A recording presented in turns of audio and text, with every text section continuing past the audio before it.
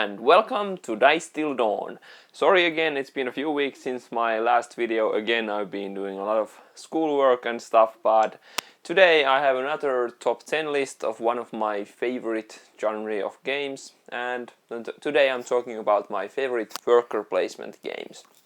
And this is a top 10. I actually could have even made it longer. I have a few games that I actually would have liked to include, but top 10 is a top 10 now. I didn't want to make it any longer. And what else? I've been playing a lot of Imperial Assault. I got it as a Christmas present from my girlfriend, and I bought almost all of the expansions to it and painted almost all of the figures now, and we are continuing our second campaign, the Return to Hoth campaign, this Saturday, and that's almost halfway, I guess, and I'm loving the game. I'm hopefully doing a review of it perhaps with my friend who is the Imperial player in our campaigns, and maybe we will do the video together if we can manage the time. Otherwise I might have done it already, but we'll see how it goes, and maybe I get another voice here. But anyway, let's go on to the top 10 worker placements.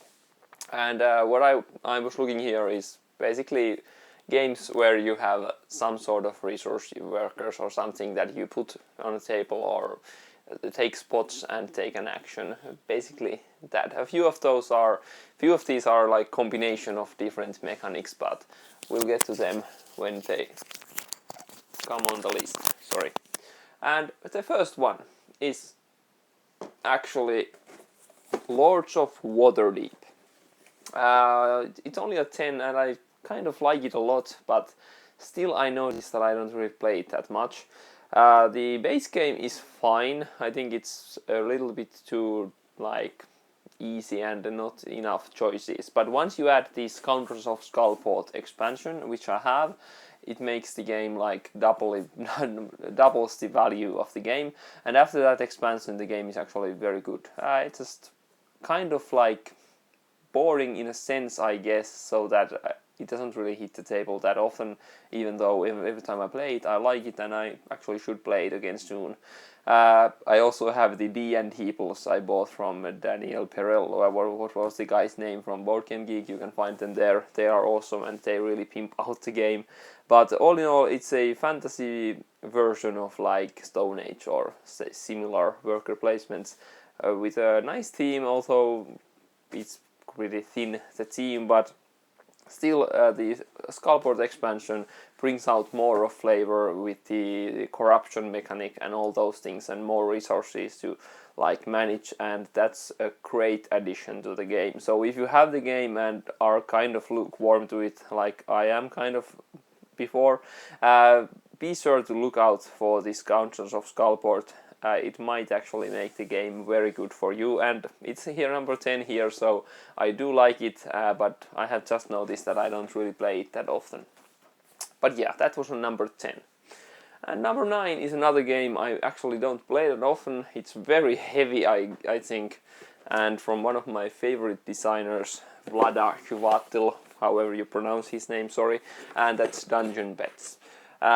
Cool theme which really works here, and it's amazing, and a lot of tough decisions on how many animals you want to take and which can you feed and what kind of cages you get for them, and when is it the right time to sell them, and which exhibitions do you want to get the artifacts, and all sorts of things.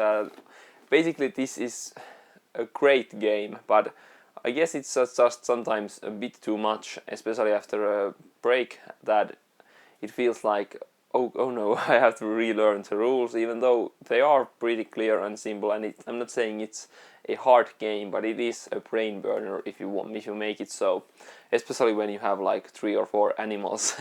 It's amazingly difficult to balance the cards you get, but it's a great game, and one I should actually play more again, but it works greatly as a 2-player game also, which is nice. Which also does Waterdeep actually. I think it's a decent 2-player game also. Okay, but yeah, that's number 9. And number 8 is Fresco. And again, a nice theme, something different. You are painting the fresco of the Sistine Chapel, I guess, or someplace, and the players are collecting paints by waking up earlier or later, depending on, and you get minuses if you wake up very early, but you get the first pick at the paint market, and you can do different things and paint portraits or get different value on different kinds of things, and it just works. The worker placement is actually hidden, so you do it behind the screen and then you reveal at the same time, and it sort of mixes worker placement to like Race for the Galaxy role choosing in a way, and it's cool, and the time you wake up actually determines the player order also, so that's cool, and there's just all sorts of cool things here. I'm really looking forward to finding the expansion somewhere, especially the Glacier expansion, what is it called, I think. I have the Scrolls expansion, but I haven't tried it yet. That's the only one I have found. But this is a cool, and another thing, this has a great implementation of a dummy player, which usually I don't like, but in this, the Leonardo da Vinci dummy player is very cool and easy to manage, but still manages to impact the game, and the players can actually leverage the Leonardo a bit and stuff like that, so that's just cool, very nice addition to the game. And it's pretty easy if you take all of the basic modules out of it. It becomes a very easy gateway game you can play with anyone, and the theme should actually appeal to many sort of family situations, stuff like that. Maybe not hardcore sci-fi space RPG players, but I do like the theme a lot, even though I guess I am more of that kind of person myself. But yeah, I really like it. Fresco. And then we're on to number 6 out of 7. And Stefan Feld's Bora Bora. Yeah, this is not so heavy on the worker placement, I guess, because you only have a few dice you roll and you place them, but still they are basically the only thing you do the main actions with. So this is a worker placement game in a sense. But yeah, this is just, again, Feld type of game, very much point salad-y, I guess, but the board looks amazing. There's most color that I've ever seen in any game. I guess he actually heard the criticism of some of his earlier games of being dry, and especially Castles of Burgundy of being brown, and there's just a rainbow of colors. You can see it a bit here, and it's just so hard to determine what to do, and there are so many paths you can go with.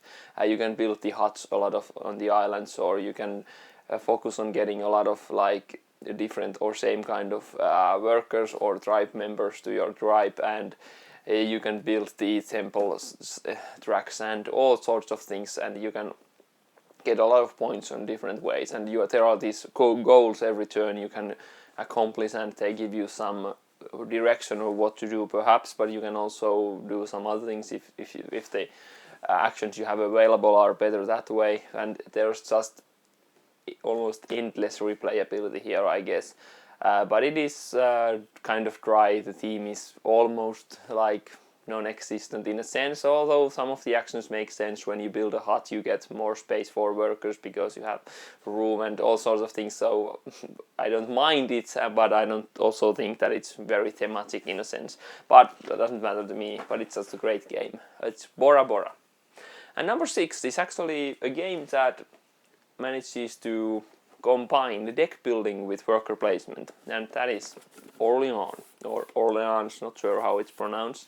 And this is a back building or deck building game where workers are these chits, and you put them to a pack and draw a certain number of them each round, and then just try to score points in different ways by putting these on your personal board and then taking those actions one by one between the table. And you have a lot of options here. You can customize your pouch a lot by getting rid of some workers and gathering only some workers, and really maximized by automating some of the action spots on your board, and you can travel on the truck and get some of the trade goods and get a lot of points that way, and there are again many different ways to victory. I'm really looking forward to finding the expansion Invasion somewhere in Finland at some point. Maybe I have to actually order it someplace if it doesn't arrive here soon, but I'm really looking forward to it. That has a co-op mode, for example, and all sorts of cool things, so highly recommend early on. Okay, so number 5 is one of the heaviest games on this list, I think, and that's a deduction combination of deduction and worker placement, and that's Alchemists. There's a lot of things going on here again. Basically, you are alchemists who are trying to like find out what everything is made of, like frogs, what are the base elements of a frog, and you do that by gathering ingredients, then mixing 2 ingredients and using your smartphone to scan the 2 ingredients, and it gives you what kind of potion it does.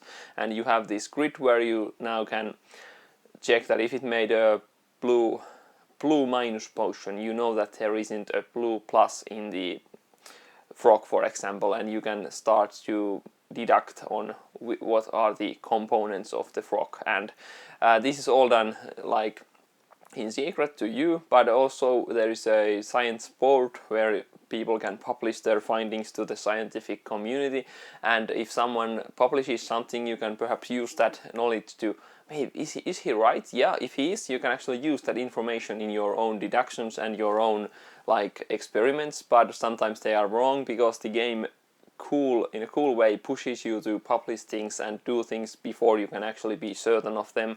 So it's just perfectly thematic that way, and if you don't publish anything, you start losing reputation, and if you publish wrong things, you lose reputation, and basically try to get the most fame during the game. And you have worker placement and deduction and all sorts of things, and it's a very heavy game in a box, but I just love the game. Okay, so number 5 was Alchemists. Okay, down to number 4, which again combines now cooperation and storytelling with worker placement, and that's Robinson Crusoe, Adventures on the Cursed Island. I've talked about this in many videos, and I really like the game. It's basically a thematic worker placement Arkham Horror kind of game with cooperative and cool scenarios in a deserted island, and it's just amazing. And the game is just so dynamic, and everything changes. There's always a story, and the story isn't just that you read some card that just now happened, but there's this cool mechanic where you do something and the card might be shuffled into the event deck, and if it comes again later, there's some lingering effect on what happened. You might have, maybe you got a wound and it got infected later and stuff like that, but it might not come back up during the game because the deck is shuffled and stuff like that, but it's just highly thematic. And there are 6 scenarios in the base game, and almost all of them feel like totally a different game, even though they use the same components and same basic ideas. It always feels very different. In one you are just trying to survive, and in one you are trying to kill these cannibals, and in one of them you find another like castaway, and you try to escape with her and stuff like that, and all very cool. And you can download a lot more from Board Game Geek, and there are at least a few expansions, which the one big expansion which is a campaign, and there's some like mini expansions, I guess, with at least the King Kong scenario and stuff like that. But the base game itself can actually give you like tens of games of fun, and even though you have played a scenario, it doesn't really lose its appeal, because this story isn't like this scenario, this and this and this happens. It's usually the story comes from the cards and what just happened in this version of the game, so it doesn't really matter if you play the same scenario, even though you do know some things. But still, Robinson Crusoe is amazing. If you like co-op games, get it. If you like worker placements, get it. If you like story games, get it. And if you like good games, get it. And so that's Robinson Crusoe. Okay, so on to the top 3. I think these are the best of like these are higher than all of the others, mainly because they are mostly worker placement in a sense. Robinson Crusoe is an amazing game, but it's less worker placement. I think these three are just pure worker placement in my opinion, and the best at it. And number 3 is Russian Railroads. This is just a cool snowball type of point collector where you can actually get over 400-500 points maybe.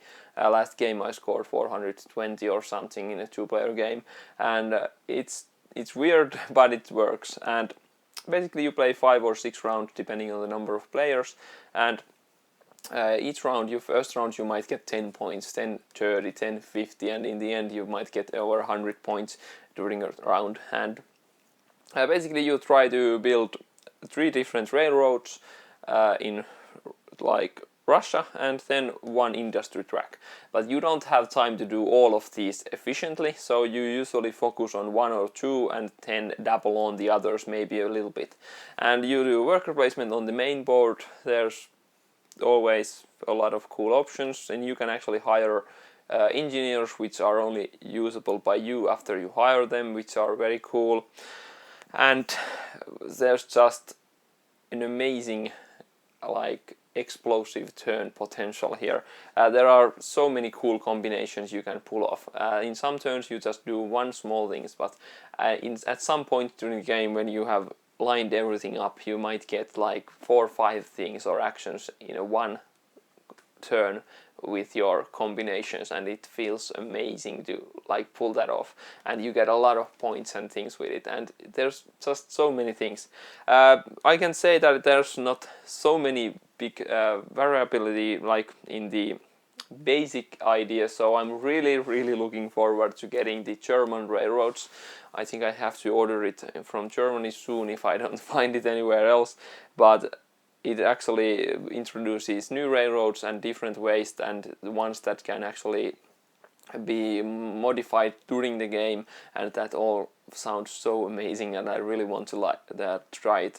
But I have played this over 10-15 games or so, and still it doesn't feel like I'm still playing the same game, so don't get me wrong, there's still always something different going on, so you can try many different things, and the engineers, all these things change the game. But I think the German railroads might actually fix the only slight negative I have about the game, and I just totally like the game. It's again the feeling of getting something all the time. Okay, so 2 left, and some of you might actually know these already, but number 2 is Tzolk'in the Mayan Calendar. This has been my favorite, one of my favorite games ever since I got it like 2 years ago or something like that, and I just always love it when I play it. And actually it was a tight contest with my number 2 and number 1, and I just didn't know what to do, actually tossed a coin and pick the order that way. Sorry, but yeah, that's Tzolk'in the Mayan Calendar. The coolest part is, well, the gears are cool, but the coolest part is that you have to plan in advance. You have to plan like 3-5 turns later, or maybe even in the end of the game you wanted to have this monument done, so you have to do these things, and so you really have to plan ahead.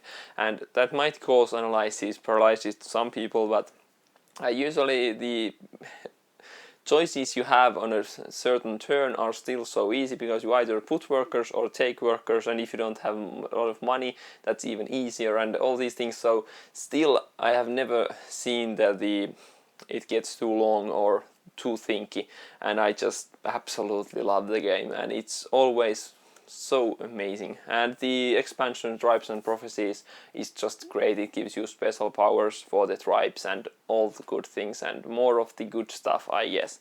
So if you like worker placements, just be sure to try out Tzolk'in the Mayan Calendar. And again, also a great 2-player game. The dummy players are the best implementation of dummy player I've ever seen. You just put them there and they impact the game, sorry, and you don't have to do anything else with them, and it feels like you are playing a good game even though there's 2, and there's not much change in 3 or 4 players in my opinion. But number 2 and number 1 is The Voyages of Marco Polo. The same designers and the same designer duo, and again, talked about this in many videos again because this was my favorite game of last year, and again, same as Cholkin, same feeling of you can really plan ahead, and once you see the bonus cards, you can really start thinking of what to do, and there are so many things that might happen during a game because the bonus cards might change. They change every game, and there's just almost like infinite replayability again, and it's very hard to travel. Everything is very hard to do, so you never get even half of the things done that you wanted to do. So it's always a struggle to get points in this game. But once you do get the cool combos, you just really love it. Love the feeling. You might have like 2 cities that you started to think from the beginning that first perhaps changes camels into a lot of money, and the other turns money into like maybe straight victory points or some other thing that you can then use to make contracts or stuff like that. So that's so many cool combinations you can pull off with this game. But yeah, that was my top 10 worker placements, one of my favorite genre of games. And what are your favorites? Give me a shout out, and actually there are quite a few games that I had to drop off, like Stone Age comes to mind as first of these, and many of others, but I always am looking forward to new worker placements, so if you found out something that I didn't mention and it feels like this, please give me a shout and I will check them out if I haven't already. And well, next time I might do some reviews soon, or maybe more top list because I like these, but the Imperial Assault review might be coming soon, I hope, but we'll see. But yeah, that was top 10 worker placements, and see you next time. Bye.